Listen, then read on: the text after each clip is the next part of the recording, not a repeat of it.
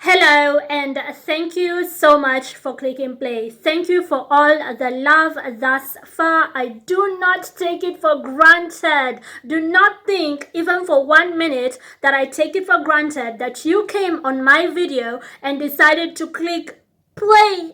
Thank you so much. I feel your energy because, like I said, when I created this YouTube channel, I want it to be a community of thinkers, a place where we share thoughts, knowledge, we exchange philosophies, like how you think about life versus how I think about life, but we do it in a fun way and we do not care for judgment. Like, that's the kind of community I want to create here, a community where people can constructively criticize one another, and that can go directly into our growth as people.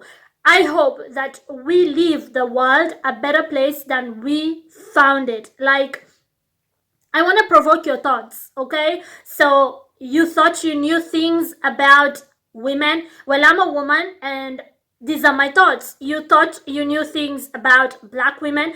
Well, I'm a black woman and these are my thoughts and I'm not afraid to share them. You thought you knew things about Africans. Well, I'm an African and this is what I think. You thought you knew things about Kenyans.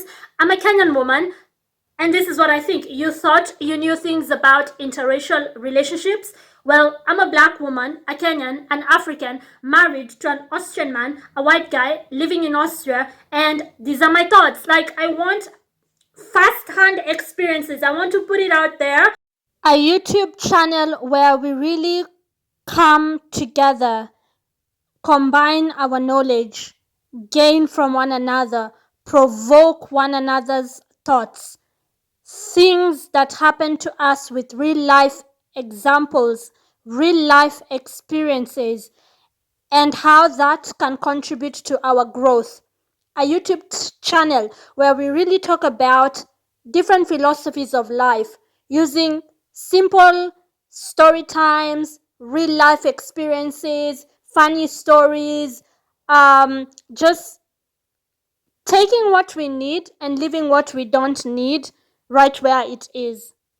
That's the kind of YouTube channel that I hope to create, a community of thinkers. So, you guys can, like, your thoughts can be challenged, your thoughts can be provoked, and I'm happy when I see your feedback. Even the people who come, like, to my Instagram and DM me, I'm always very happy to DM you back. Like, I was on your YouTube and I agree with this or I disagree with this. The people who also comment right here on the channel, thank you. I hear you, I see you. So I don't want to give you a checklist on this video. I don't want to give you a guide of like how to handle disrespect at work. Here is the guide. This is the to-do list. These are the no-nos. Do not do that. I don't want to do that. I just want to share my experiences. I want to personalize it. I want the person watching me. Actually, you know what? Don't even watch me. Imagine you're in my closet with me right now. We are picking out outfits, we're picking out shoes, and we are just having a conversation. I'm not telling you what to do. I'm not telling you what not to do. I'm sharing my experiences. Take what works for you and what doesn't work for you. Just leave it here in the closet with me, right? We're just picking out outfits, you and I. Let's just talk as we decide on what to wear. I don't want this to be the channel where, I'm telling you how to live your life because I have it all figured out. Because the truth is, none of us has it all figured out. We can create growth together. But if you feel like she thinks her life is perfect and she has it all figured out and the rest of us are a mess, then I respect your opinions. Please leave. I don't want you on my channel. I know that's something you shouldn't say on YouTube, but again, I want to keep it real. The kind of people who I want to create a community with are people who are not afraid of criticism, constructive criticism, obviously, not destructive, because I'm not afraid of it. Criticize me, let me hear you. And also people who are not afraid of judgment, because I'm not afraid of judgment. Judge away, my friend, judge away. So that's the community I want to create. I'm going to tell you how to deal with disrespect in the workplace by relating it to my life, not something I read somewhere. You know, these checklist kinds of videos or a guide where they read about it somewhere and so they're presenting it to you as a professional. And there's nothing wrong with those kinds of videos because sometimes they are scientists or relationship experts. Yeah, but this is just not one of those videos. Okay, this is real life experiences and what I have done, and then you can decide if you want to do the same or no. That wouldn't work for me in my case. I want you to know who you're talking to first. Welcome to my closet, but I want you to know whose closet you are inside of, right? So who am I, right? By giving you a little bit of a background here first before, getting into the gist of the conversation. In Kenya, we follow the old British system, right? It's called the 8-4-4 system because you have 8 years of primary school, 4 years of secondary school, and then 4 years of what they call A levels. So you either join college or university. Now, the 4 years of secondary school, some people have a diversion to that where it's 6 years. They are called Form 1, Form 2, Form 3, Form 4. That's the standard 4 years. It's called the O levels. But some people, excuse me, I feel like burping. Sorry.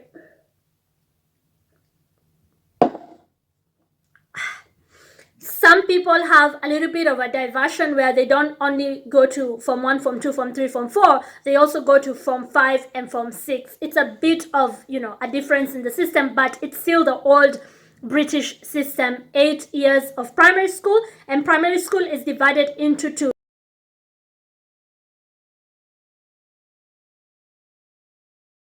So lower primary school is class 1, class 2, class 3, class 4. We call it classes. And then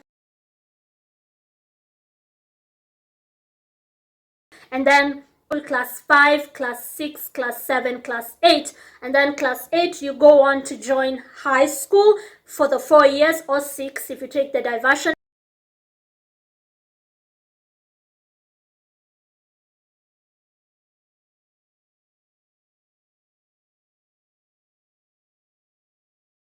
So secondary school is O levels, and then college and university A levels. That's the system that I followed. It's the standard old British system that Kenyans follow because we are a former British colony. We got our independence only in 1963. However, that's not to say that that's the only system that exists. We have other systems. There's the international systems. I don't know anything about the American system. I just know a few things here and there from the movies. Like when I hear them say grade school, I think that's what they mean as in primary school. When I hear them say high school instead of secondary school, I hear them say things such as sophomore year. I'm not sure what that is. And then they say junior high, senior high. You just hear it in the movies, but I'm not well versed with the American schooling system. And the basic levels that a child starts with, for instance, I started going to school at 2 years old. I joined pretty early.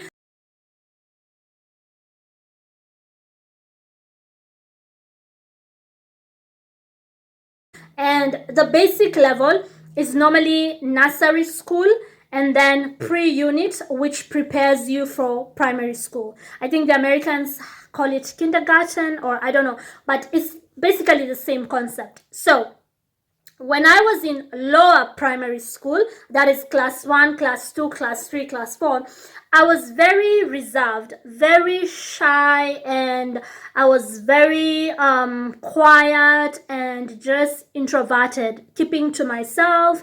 And the teachers would comment on that she's a very nice child, just very nice and quiet and keeping to myself. I think it's because my mother had died when I was just 3 years old, and then I had to move in with my dad because by the time my mom died, they were already separated. And I think I was 3 going to 4. I was just about to turn 4. And so moving into dad's house, new environment, he has a girlfriend, so new mother, everything is this new. And then I have to move from pre-unit, after nursery school, pre-unit, and then I have to go to primary school just like that.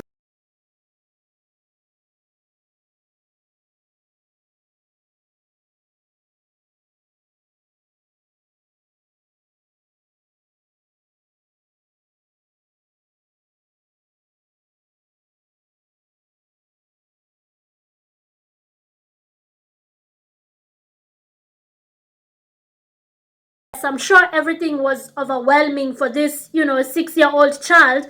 It was all too new, too many changes all at once, being shipped from this house to this house and then a different school, and now it's a different level from pre-unit to primary school. It obviously made me a reserved child just observing. So class 1, class 2, class 3, class 4, so that's the first 4 years of primary school.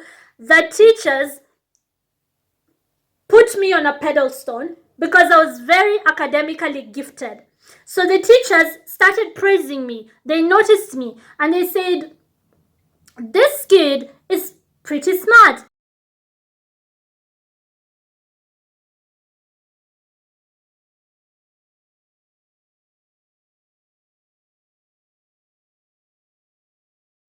And because of that, they really built my confidence. I remember specific teachers.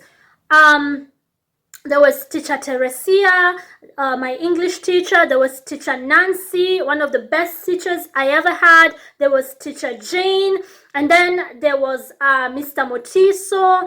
And the teacher who really, really made me become an academic star, like now it was all A's, was a guy called Henry Managa. My grades skyrocketed.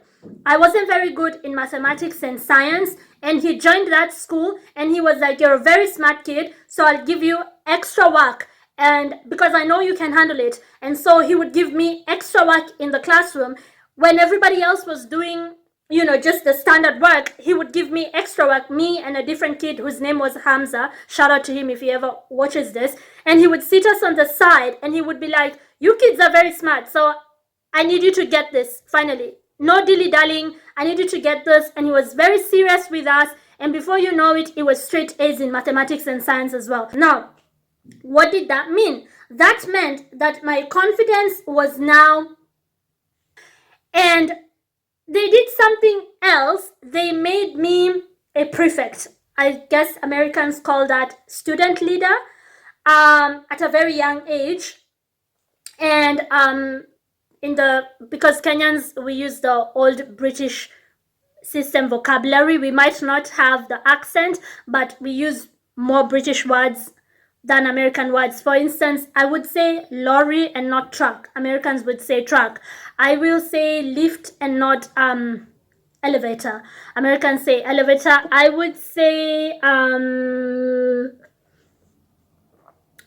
dustbin and not trash can. Take it out to the dustbin, I tell my husband. And one of his American friends was confused. What's a dustbin? It's a trash can. Or I will say boot and not trunk. So prefect and not student leader, but it means the same thing.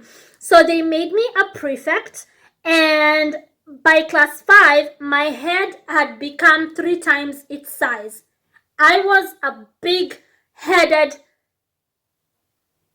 arrogant little kid.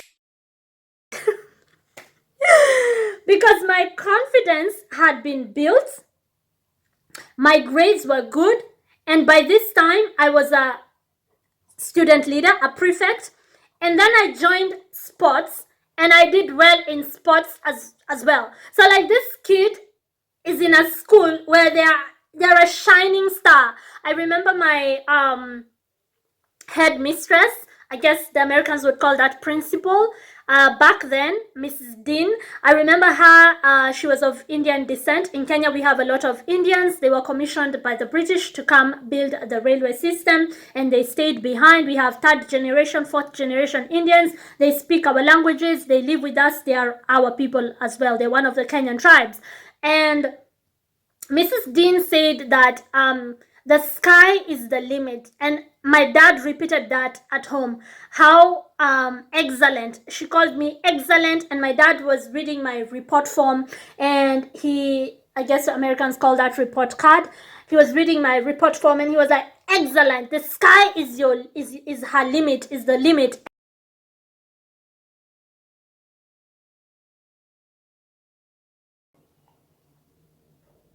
I'm listening to these adults. So there's adults praising me on a piece of paper. There's my brother there, and there's my father reading it out loud, very proud, telling everybody, her teachers wrote excellent. I have the best kid ever. What are you even talking about? And there's just a little too much praise.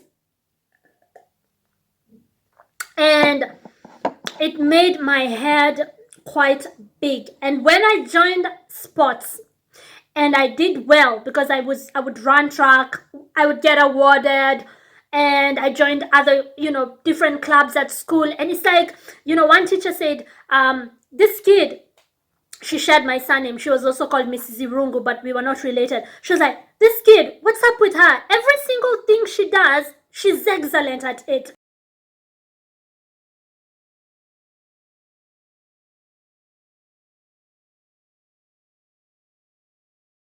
So the teacher was confused about that. So because I joined different clubs, I joined the debate club, I joined the club for storytelling. We used to have a club where you would do storytelling, and I would win awards for storytelling. I guess that's why I joined YouTube, because story time, I love to talk. And there was a club for computers, and I was top of that class, and I would go to competitions to like represent different clubs. And there was the French club, although I dropped French.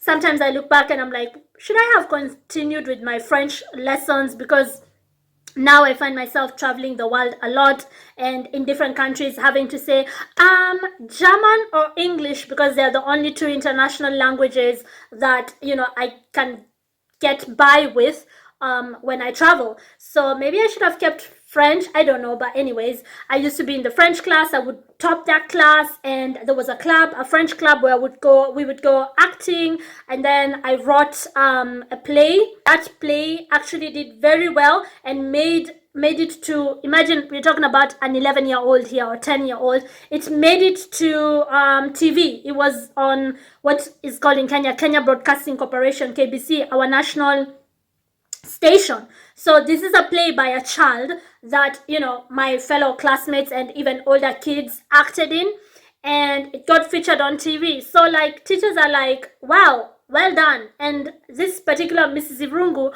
I never forgot her comment. She said, this kid, everything she does, she's excellent at it. She was so confused by it. Anyways, all that made my head this big. At least this, okay, maybe not this big, but this big. So that translated into my teenage years, because I was a preteen.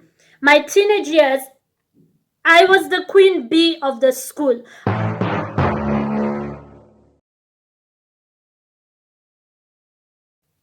Because this is a channel where I'm going to keep it all the way real, I wasn't a very good queen.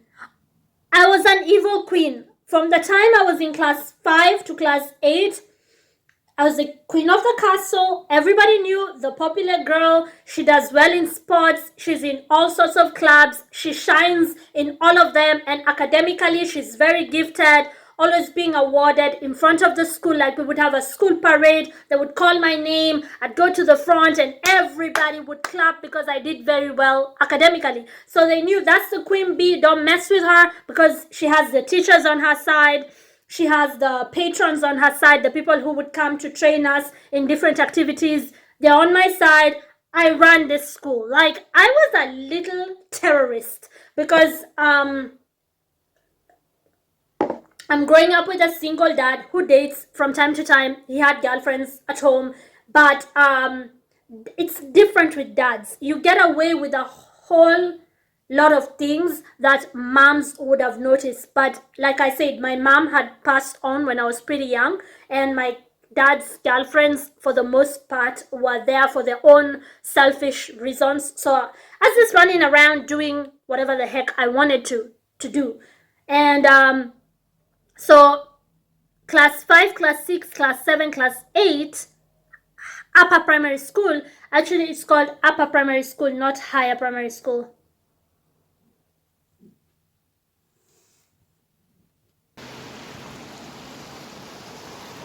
Upper primary school, I was just mean. I was a mean girl.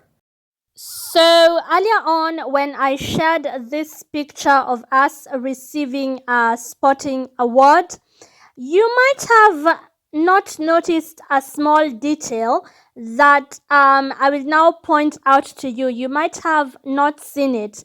I'm the one greeting the lady who's awarding me, and the girl right next to me was one of my friends, right? One of my best friends, actually. But like I said, I was a mean girl. So I used to treat my friends as minions. The reason why her head is quote unquote cut off, I did not literally cut off her head, but I cut it on the picture, was because I was getting ready to make her life hell, her life in school hell, because she had ran faster than me, yet she was supposed to be one of my minions. Literally, that's how much of a mean girl I was. I saw that she ran faster than me, yet we were supposed to be friends, or she was, in my world, there was no real friendship. It was me, the queen bee, and then minions. The other girl on the far end, I didn't care about because she was not on my, she was not in my clique, right?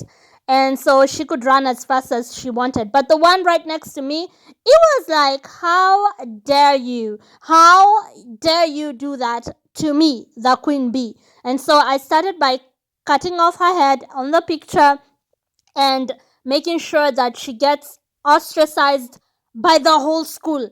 Like, that's how horrible I was. We ended up being friends again, but like, I just wanted to point out an example of my mean girl years in upper primary school that translated to high school. Anyways, back to the video. And so basically that was me in my upper primary school, where I was just a queen bee, and what I said was the rules, okay? And so I had friends who followed me around, and if you fell out with me, good luck. You were on your own. You got ostracized, and the whole, like, forget the classroom, the whole school had a problem with you because the queen bee had said, get her or get him. Anybody who rebelled almost had to change schools because I made sure that they faced hell in school. Nasty kid, nasty kid. So then I joined high school and I got some pushback. I joined high school and I wanted to do what I did. What a queen does, gather an army, get myself new minions, because this is a new environment. No queen can rule alone. You need, a support system.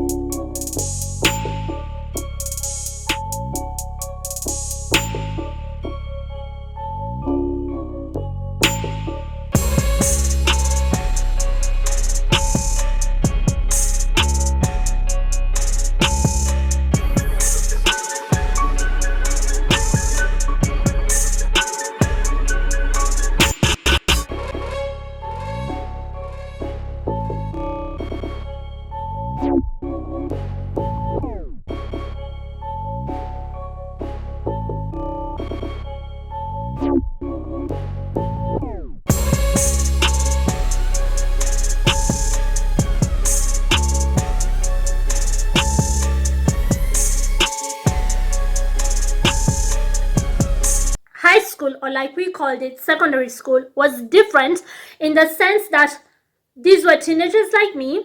They were also queen bees in their own schools. So there were a couple of queens there, not very many, but they did exist. And this is new territory. So what makes me think they're just going to hand over the crown to me. So I got some pushbacks and it turned nasty. So what happened is that I went to different high schools because I was a rebellious kid.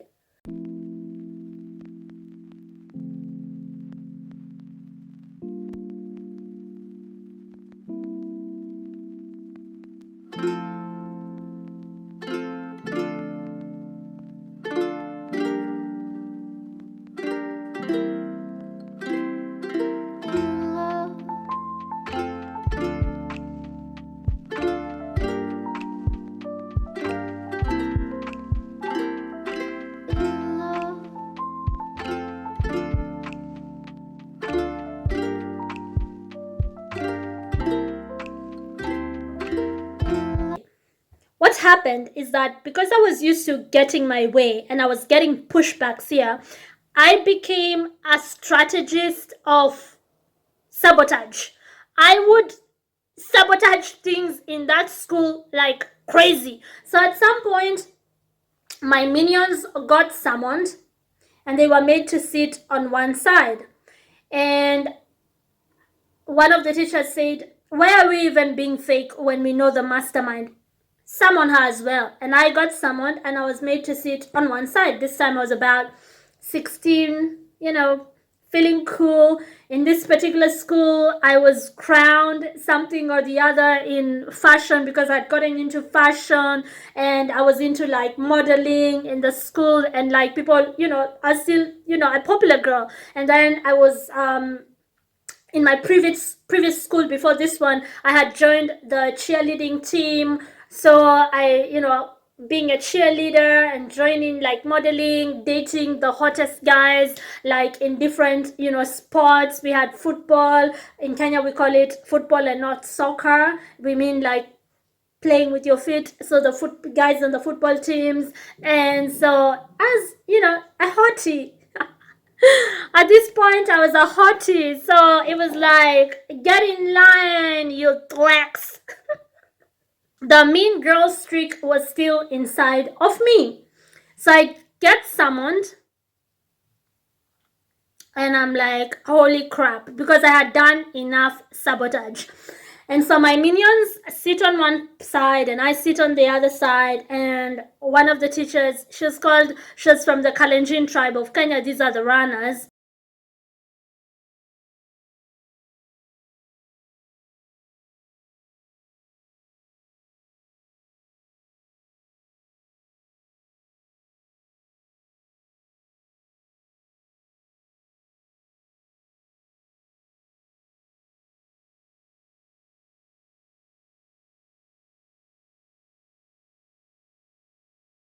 Her name was Mrs. Chepkwony, I think. Chepkwony, yeah. Chepchirchir was a classmate. Chepkwony. Mrs. Chepkwony, Chep. She goes like, okay, don't waste my time. She chairs this meeting and the head teacher is there, the head mistress. And she goes like, okay, do not waste our time. Confess to my minions. I am giving the minions the death stare. The death stare. They are terrified of me because they knew what I was capable of. So you're dealing with Blair Waldorf and Regina like if they had a baby. So I'm looking at them and she goes like, what is this? Girls, I'll ask one more time, confess. And my minions are terrified of me, right? She's like, okay, so let me put it this way. You guys, and she says to the girls, you girls on this side, if you don't tell us who planned this, who did this, like, it was something that the school had followed up, investigated, and now they just needed a confession. If you don't tell us who did this, you're all getting expelled. Like she told them, you're all leaving the school, all of you, because we have enough to actually put you in the crime scene. There was no crime, but you know what I mean. So we're not punishing you, because I was looking at my minions like, you better not talk. Just take your punishment in peace, and tomorrow we are back to the classroom like nothing ever happened. It was some stupid thing, like, I don't remember that specific thing we did, maybe running away from school and going to hang out in a mall, or like stealing stupid stuff to like buy ice cream, and like, just stupid rebellious things, or like terrorizing a girl we did not like. I think this particular time we had torn a few books, or just crazy things that teenagers do, but not really harmful, but like bad mannered things that should not be done in school. So my minions are just sitting there. Oh, and I think we had written something nasty, spread a rumor. We had written it and like given out leaflets in the school or some stupid ish like that. I used to do things like that because, I guess I wasn't getting enough attention at home, or I don't know, and that being praised in primary school had made my head very big. So the minions get told that if they don't come clean, everyone in that room is getting expelled. But the teacher says, the culprit, the suspect, the person who is suspect, and then she gives me the side eye, stays. She only gets a 2-day suspension and she comes back to school. The rest of you get expelled. That teacher was good at divide and rule. Shit!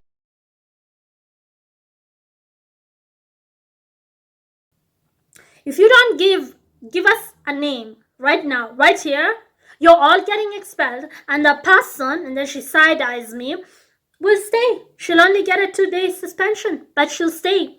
But if you give us the name, you guys will only get a 2-day suspension, you will all stay, and the person has got to be expelled finally. So of course the minions cracked.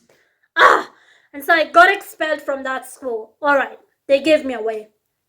And on to the next school. I think high school, I was in about, how many schools did I go to? My first school was State House Girls. This is a school where I got selected. They called me, like we say in Kenya, first selection. They called me to join the school.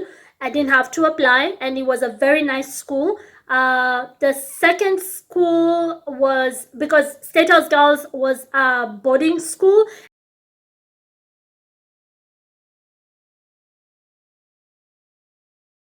and then I went to a second and a third school, and then I got homeschooled because I was done with school. So I got homeschooled and I did my national examinations a year later, what we call in Kenya Certificate of Secondary Education. And to date, I don't understand how I still performed relatively well. I was in the average. I mean, I should have performed as excellently as I performed in my primary school, but because I had been a rebel, I was busy being queen bee and just terrorizing people, I didn't perform as well as I should have, and I was still average. Normally, that always proves to me that I was very academically gifted, because even without studying, I somehow made it to being average in my Kenya Certificate of Secondary Education. I ended up in a college because, again, I performed relatively well by the miracles of God. And by the time I was joining college, I was very mature, very, very grown and mature and very understanding. And I think I can go back in time in my mind and pinpoint exactly where it happened. It happened because I started watching a channel in Kenya that was called, I don't know if it's still there, Family TV. And I started getting a lot of interest in church. And so I joined the local church and I rebuilt my character. I still had that queen bee in me, but in college, I was now a good queen, not an evil queen anymore. A queen who causes trouble and banishes those who don't follow her queen order, and locks people up in towers and dungeons. I wasn't that kind of queen anymore. I was a good queen who reasons with people. Church had played a huge role. That station, Family TV, I just stumbled onto it, but I don't think in life you stumble onto anything. God wanted me to find that channel, and I would sit at home and listen to the good things that were coming out of the TV screen about treating people right, about family, about trauma, when you lose a parent as a child, about this and that. It was a channel that builds character, and it really built my character and helped me grow. I saw real growth in myself, and so I joined church, and I was a regular at church. I was a queen bee even in church, but now I was like a leader of the pack and not a boss of the pack, not bossing people around, rather leading them. So when I went to college, I was well liked, I was well received, and they voted me school treasurer. So now my confidence was back, because I'll tell you something for sure. When I was being an evil queen, my confidence was on the floor. All that was an act. When someone's self-esteem is low, they want to destroy everybody else so they can feel like, they're up there. So that's what I was doing in my teenage years. I didn't feel very good about myself. I didn't feel like I got enough attention at home. And so I was mean, as a mean girl, to overcompensate, right? But then in my college years, I didn't need to be mean because I had built my confidence through church. I normally say I can just attribute it to Jesus Christ.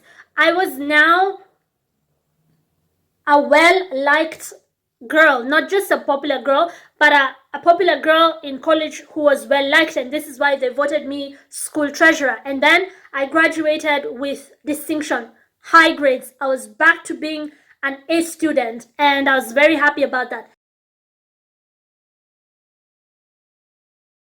So, since graduating college, I started working, my internship was between 2010 and 2011. Let's not count the internship, let's count actual job contracts, 2012. And I'm making this video in 2024. So that is 12 years, right? From 2012 to 2022, 10 years, and then now it's almost the end of 2024, 12 years. I have 12 years of experience in work, working, and excluding the internship years, right? Now, because of these many years of working, I've come to understand people in a professional environment. I have worked in corporate communication, I have worked in media, I have worked in odd jobs, especially here in Europe, generally places where I have worked in the over 10 years that I have worked. I have over 10 years work experience. They have been disrespectful people. So how have I handled them over the years, right? Let's talk about that.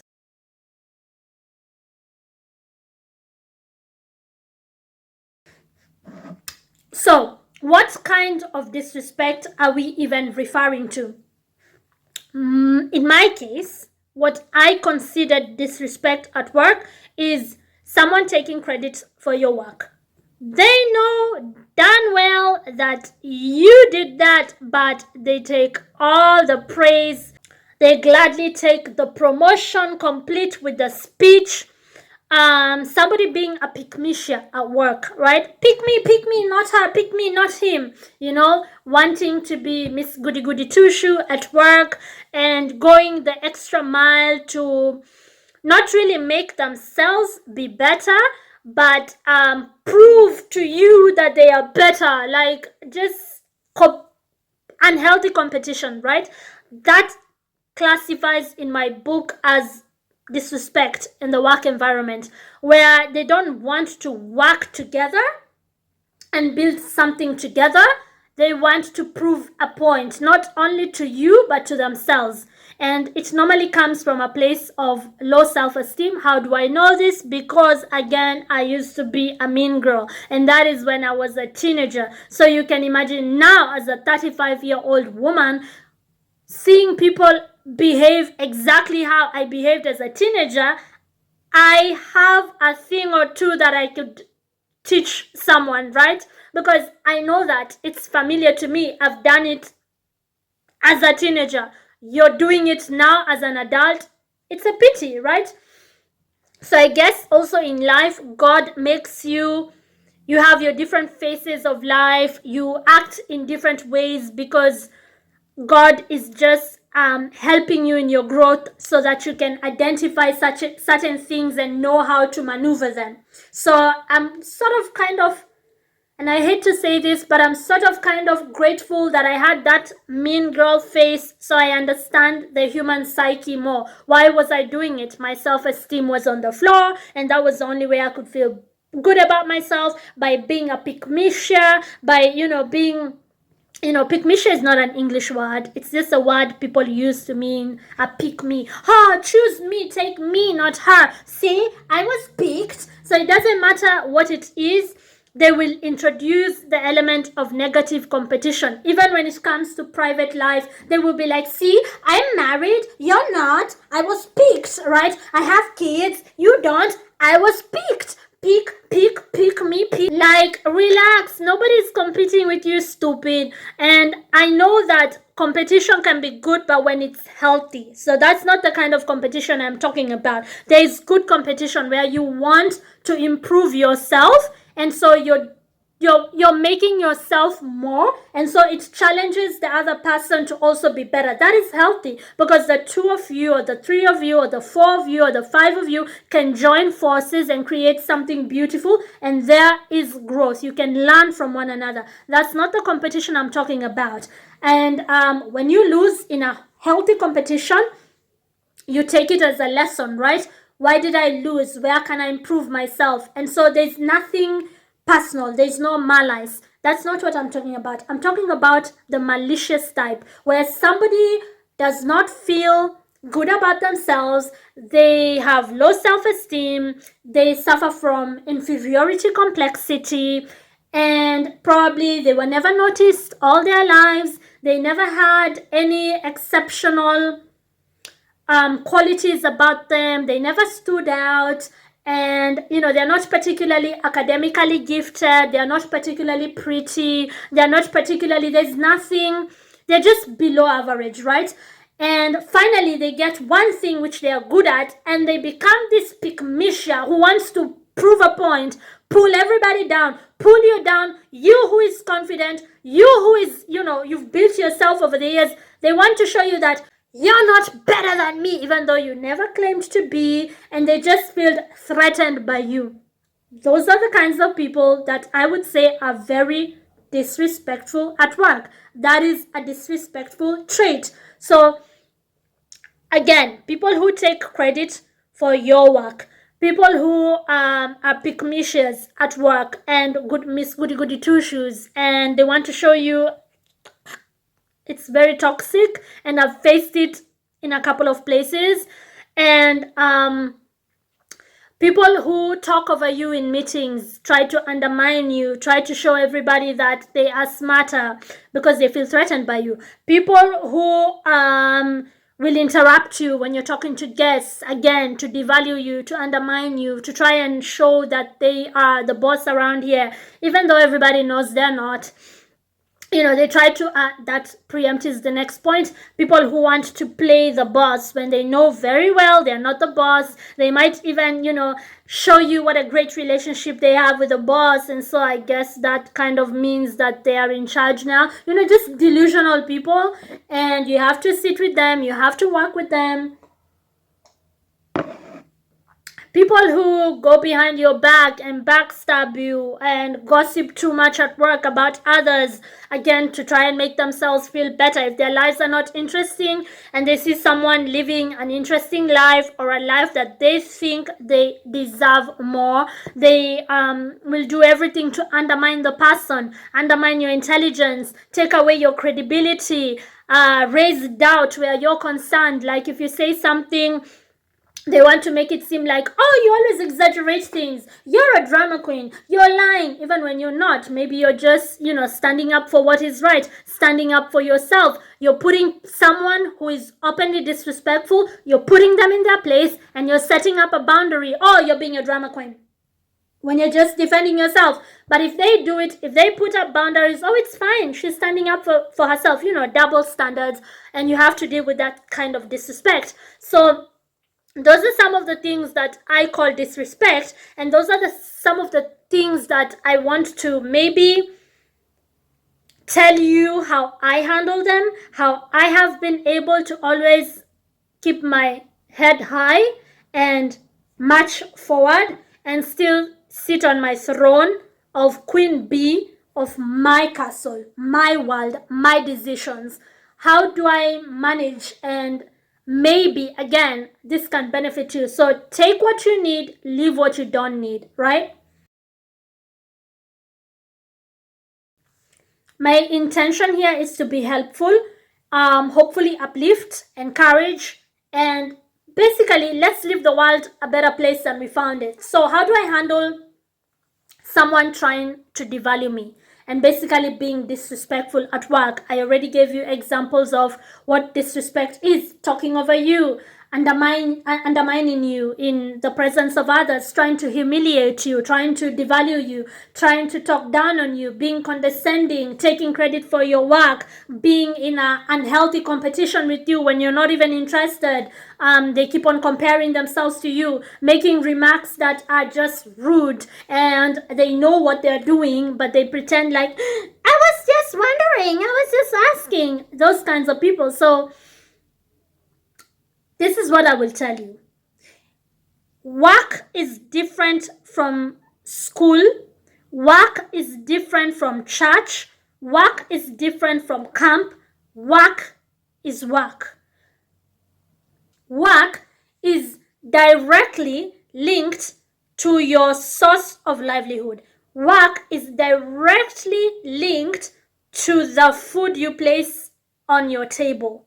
Work is directly linked to whether your kids have school fee, what Americans call tuition, or not. Work is directly linked to whether you are homeless or not, the roof on top of your head. So work is different in that sense. Work is your survival. So the tactics I would use outside of work in other social settings do not always apply at work. You cannot apply the same tactics at all times at the workplace. At work, I always apply situational ethics. Therein lies the secret. Situational ethics. At work, you have to be self-aware.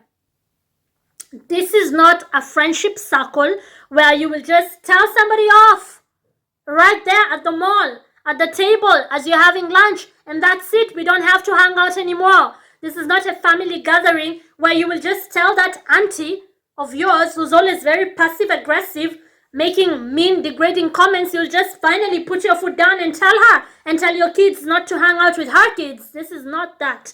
This is work. So at work, you have to look at the bigger picture, right? I learned to make the distinction between being right and being wise.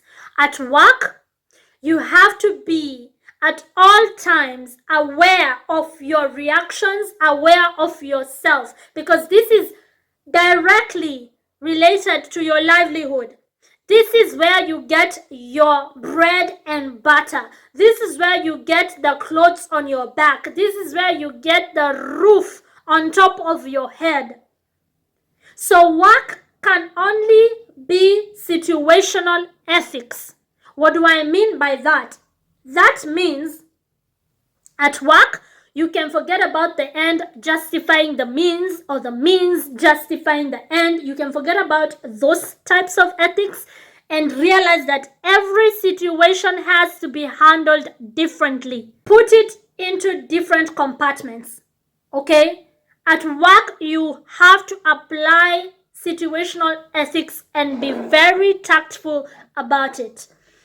It's not one size fits all, business as usual. No.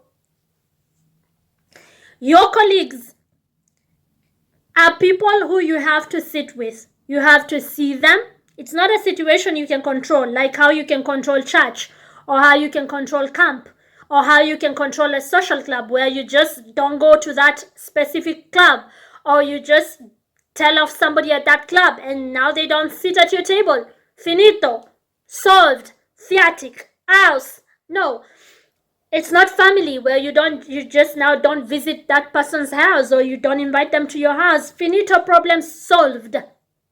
No, it's work where, whether you like it or not, you are going to see that person. Whether you like it or not, you are going to have to work with them. Whether you like it or not, you will sit with them. Whether you like it or not, you will be in similar rooms, meetings. You will have appointments with the bosses together. You will have to address clients, customers, whatever it is that you do besides them. So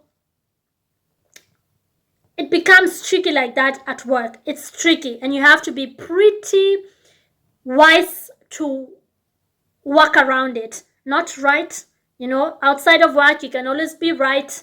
If you're right, you're right. You can stand up for, your point, make it clear, and, people will agree when they see the sense in it. At work, you can forget about being right sometimes and be wise instead. Because what is the motive? The motive is to get paid. The motive is to learn something. The motive is to build something. The motive is growth. The motive is to be enterprising and resourceful. So that you have to always remember, what is the priority here? What is the thing that makes me wake up every day and come here, right? That's work. Situational ethics. So if you came to this video to find a checklist, there's no checklist, because when people are addressing this topic of how to deal with disrespectful colleagues, they like to tell people solutions that are one size fits all. They forget that there are many dynamics that go into work. Some of those people who are being disrespectful are actually your manager, right? Some of those people who are being disrespectful owe the boss a favor or two. So they're not going to get fired just because they're being annoying to everybody. Some of those people who are being disrespectful are in a department that you must work with. You have to see them.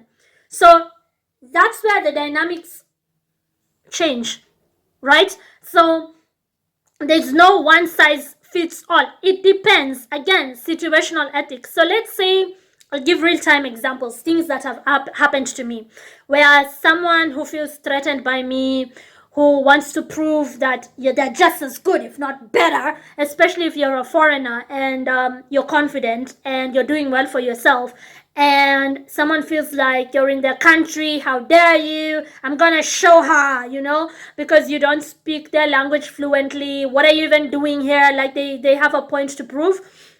Basically, they're just, not very happy with their own lives, and they can't believe that there's a whole foreigner here who seems to be quite satisfied with themselves.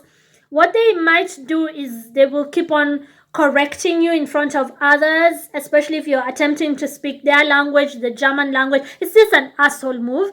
They don't have your best interest at heart. They're just doing that to have the spotlight on you in all the negative ways, not in a positive way. Or rather, take away the spotlight from you if people tend to admire you, or you tend to get along with people and they don't like it, right? So they will be like correcting you every time you say a wrong word, correcting you, talking over you.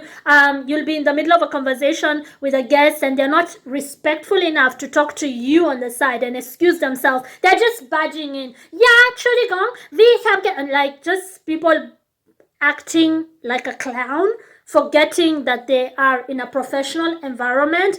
They could even be someone you maybe sometimes joke around with, talk with, but they don't know the distinction. And you would think by the time someone hits 20 years old, when you start to get formal employment, there are certain things you already know, but you'd be surprised that there's a lot of adults out here who don't know how to act. And when that happens, again, situational ethics. Do you want to argue with them in front of the guest? Think about how you want to be perceived or how you perceive yourself. Think about that specific situation. Do you want to tell them off in front of the guest? Do you want to do that and then get into a shouting match? Because such people, they have the emotional intelligence of a 2-year-old. They will throw a tantrum, they will raise their voice, they will be all emotional. Not that some of us cannot raise our voices, we can too, but we know our environment. We are situationally aware when it comes to colleagues. That's not to say that I've never lost my cool. I have lost my cool. Even to guests, I've screamed from time to time at different places. But when I'm dealing with a colleague, someone who I have to see every single day, because let's face it, some people who visit a place and you have to serve them, whether you're a waitress, you're a receptionist, whatever it is that you are, they can be horrible. They can be very disrespectful, and sometimes you have got to say something. You have got to stand up for yourself. And some of them cross the line where it's almost illegal. I've had somebody throw a racial slur at me. I had to involve the police. I am not saying it was okay for me to shout and raise my voice, but I am saying that it was justified for me to stand up for myself. So I'm not talking about that. I'm talking about conducting yourself in a way that onlookers, whether it be guests or other colleagues, with this disrespectful workmate, having the self-awareness that you still have to conduct yourself in a professional way. You still have to be an adult, because most of the times people who act like that, who don't have good intentions, who have their own personal issues that they've not sorted out, they're not going to be the adult in the situation. They will just overreact, act a fool, be the clown. So again, situational ethics, you have to hold back. That's what I meant. Work is work. Work is not the bar. Work is not your social club. Work is not the gym. Work is not, your family members at home. Work is work. Remember that they are onlookers in the name of other colleagues. And they are also seeing this. So you have to always have this at the back of your mind, that you have to work with everybody. And if they see you acting a type of way towards that person who is obviously the one provoking, you will be categorized as being just like them. So do not be like them, right? You would be surprised how many people have noticed that something is wrong with that specific person, right? There are times at work where I've been forced to show grace to people who are not gracious at all. And you still show grace because you know your priorities. You know that at the end of the month, your salary will hit your bank account. You know your plans, and you just want to have a good time at work. You want to go in there, do what brought you in there, clock in, clock out, be respectful. And sometimes you just will not get that respect back, but you're still willing to be wise about it, not right, and still show grace. That is one way of handling such a situation, where you don't yell back at them in front of the client or the customer. You wait when they've, taken their pill, when they've calmed down, and you tell them, I don't appreciate it when you keep on interrupting me when I'm talking to people, talking over me. A lot of people do self-reflect, even crazy people. And if you've told them enough times and they've not stopped, this is the place where you can escalate it. My style, or what I always did before I escalated something, and this has always worked for me, I'm supposing it'll work for you too, is, or maybe not, but this is my style which has worked for me, is I record everything. If I've told the person and they still don't stop, I write it down. 16:45, meaning 4:45 p.m. Tuesday, the 23rd of whatever date, talked over me with the specifics when I was addressing issue ABC. Number 1. They do it again. 2. I told them last time not to talk over me. 17:03, meaning 5:03 p.m. 24th of May, whatever year, talked over me, this time raising their voice, being disrespectful. Record it in detail, so when it's brought up, they remember the exact same thing you're talking about. Record it in detail. Describe what people were wearing. Describe where you were sitting. Record it in details. If they insulted you. Number 3. 4th of July 2012. Called me this. Write down the insults, because when you do escalate things at work, after talking to the person and you got nowhere talking to them because, you can't reason with them, when you record it like that and you have all the facts, the HR, the human resource, or whoever is in charge at your workplace is not interested in how you felt, how it made you feel, or how they felt, or what the thing was that you were fighting about. They're just interested in the facts. Did this distract the workplace? Did this make you not perform your duties as expected? Did this disrupt you guys making maximum profit or being resourceful? That's what the HR is interested in. And when they see that, okay, that potentially discourages people in the workplace, this means you wanted to quit, or some people quit, okay.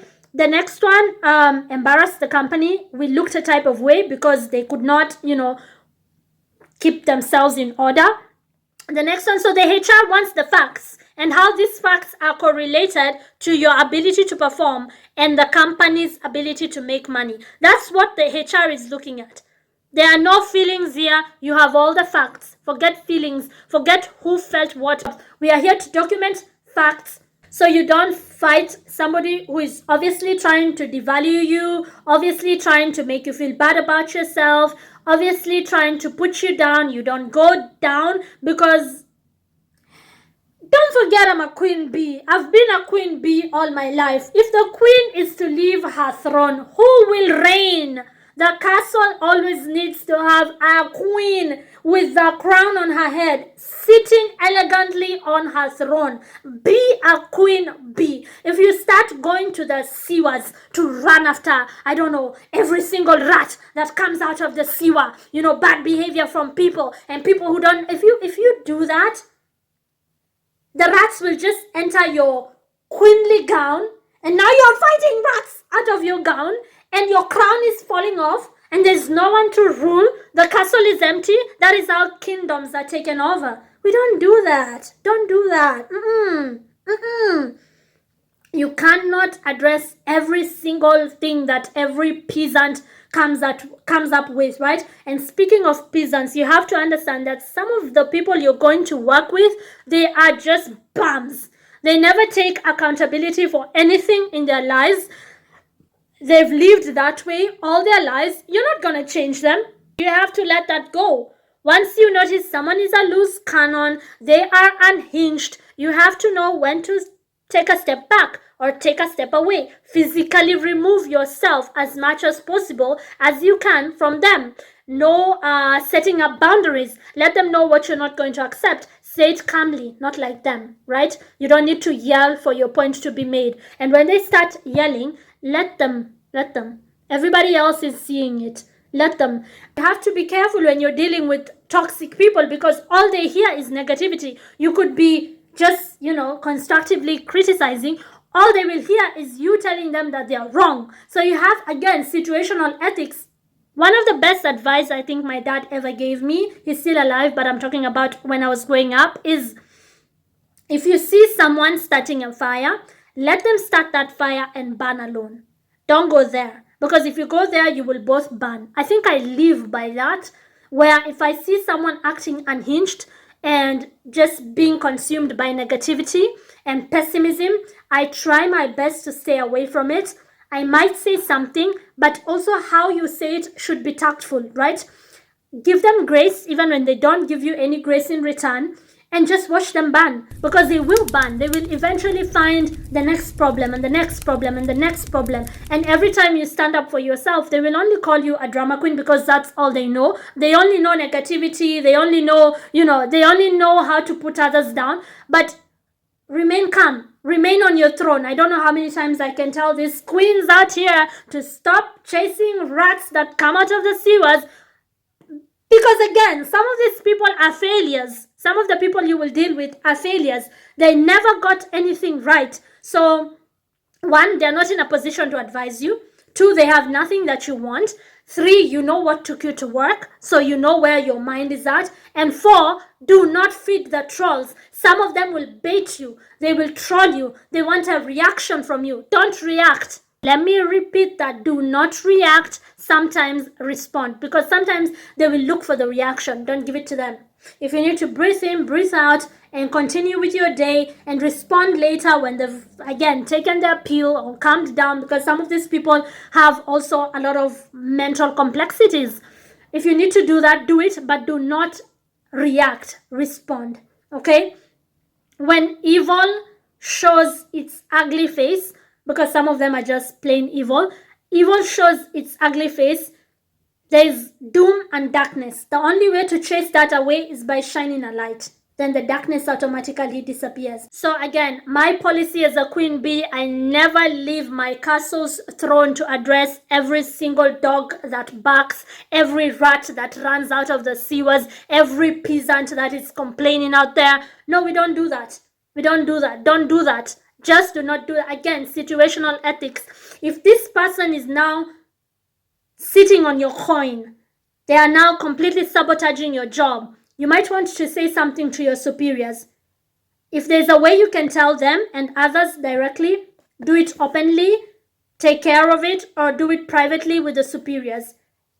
It depends on situation to situation to situation. There is no one size fits all. You have to be tactful, and remember, you don't always have to be right. Sometimes choose to be wise. Let me know your thoughts, like and share. Thank you so much for watching, and yeah, take care. I wish you all the best in your journey of growth. I hope that you leave the world a better place than you found it, because that's what I always try to do. And I hope that you're grateful to God for the far that He has brought you. I'm always grateful to God, never ashamed of my faith and the fact that I believe in Him. So thank you for watching. Ciao. Be blessed.